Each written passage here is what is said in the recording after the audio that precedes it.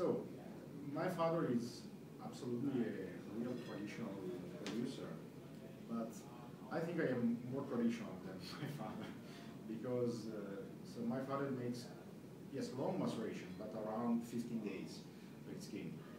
I push maceration for Nebbiolo, but for all grapes, as long as possible. So I arrived in 2010 at 55 days maceration. 55 days.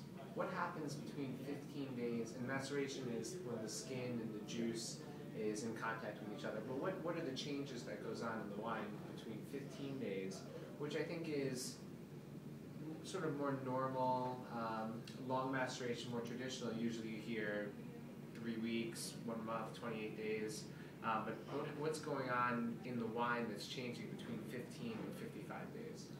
Yes, many people imagine that long maceration extract more tannin from the skin.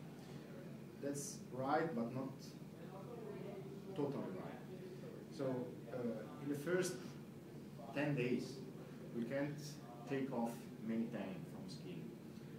After 10 days, when the fermentation is right to the end, we have more alcohol in the wine, the young wine, and the alcohol start to take off tannin from skin. After 10 days, around 10 days. Then we have the bigger extraction of tannin after 15, 18 days.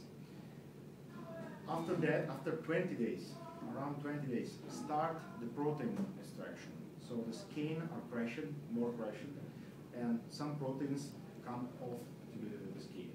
These proteins makes a natural stabilization of tannin. So it's like clarification.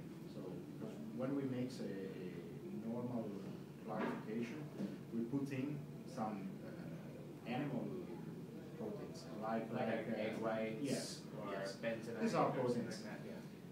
But we extract some proteins in the longer maceration. And many times, after 20 days, the wine are more tannic than after 50 days. In particular, many processes become in the longest maceration, like the acid destabilization, because the skin are a good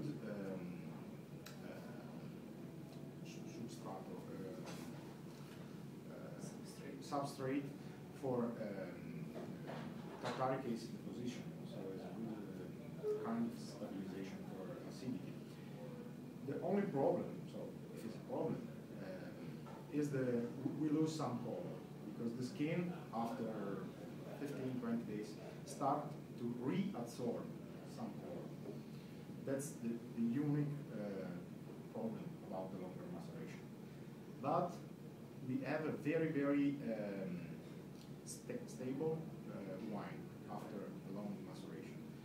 And when I take off wine from skin after a long, long time in contact, I put directly the wine in food, because the wine is completely clear.